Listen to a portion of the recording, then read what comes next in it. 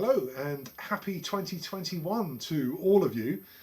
Today I'm here with one of my videos which is not on a pay-per-view basis. It's completely free and it's a bit of a New Year present to all of my subscribers both on YouTube and Patreon.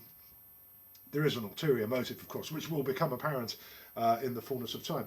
So it's a very, very simple jazz independence routine, and I'm using the classic Progressive Steps to Syncopation by Ted Reed, which is a book that I'm sure a great many of you know. And this is going to work on two levels today. This is absolutely suitable for beginner, intermediate players who are just taking their first steps in jazz independence.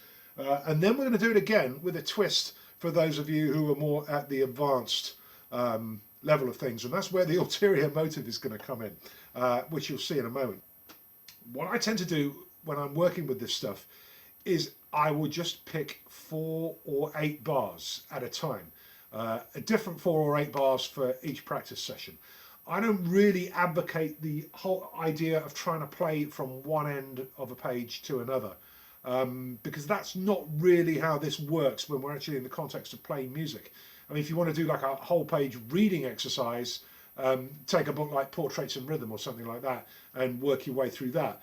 But I get far more value from just picking shorter phrases and different ones all the time. Otherwise, if you're just trying to play the whole page, it just becomes like watching somebody tightrope walking over a waterfall, and you're kind of waiting for them to fall off and then have to go back to the beginning. So to bear out what I was just saying, I'm going to take a rhythmic pattern that a lot of you will be familiar with, and it's the first 4 bars of the syncopation section on page 38, or if you have an older copy of the book, page 37.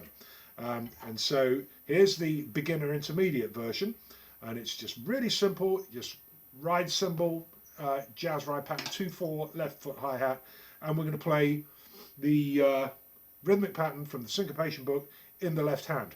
Not too loud. I'm going to be using a small wrist motion for this. Okay. 1, 2, 1, 2, 3, 4.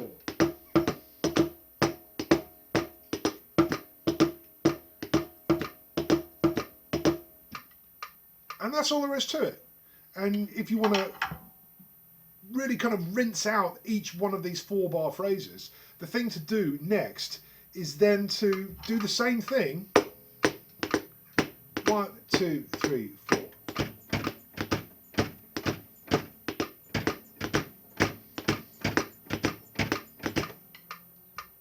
And do the whole thing as a bass drum independence routine.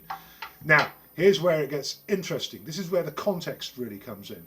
The next thing I'm going to do is the same 4 bars, but I'm going to randomly assign the, as it were, melody between the left hand and the right foot. So this is kind of an element of improvisation creeping in here. So same rhythm, but random assignment of the bass drum and the snare drum.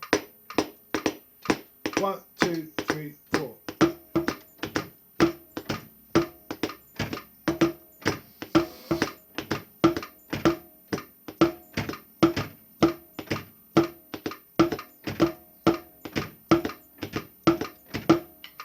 Just like the recent video when I was talking about taking sticking patterns and creating snare drum, bass drum melody, this works in the same way, but instead of a continuous subdivision, we've got changing rhythmic figures, but I'm still thinking of it as like right, left, left, or right, left, but over the changing rhythm. Now, I said there was going to be a more advanced take on this, and here it is. And what I'm going to do now is I'm going to do the same thing again, but I'm going to switch things up in the left hand, take that up a gear. And what I'm going to do, as well as playing the small wrist stroke rhythmic melody, I'm going to fill in all the missing triplets in the left hand at ghost note level. And just a reminder, the tempo is 126 BPM, which is kind of manageable. Here we go.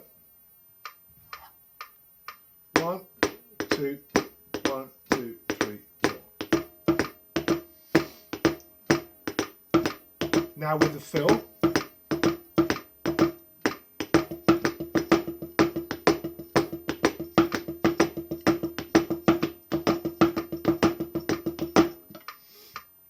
Now, over on the Patreon page, I am starting a new series this year where I'm taking every element of the stick grip, you know, what the fingers do individually and the way in which we combine them, the difference between when fingers are holding the stick and when they're propelling the stick, and how that works in tandem with the various types of wrist motion and arm motion that are involved in my personal system of technique. So it's a really thorough kind of knockdown, drag out hand technique symposium that's going to be spread over a number of videos. We had a curtain raiser to that the other day with the video called Get a Grip, and the whole Get a Grip thread is going to be running throughout the weeks and months ahead.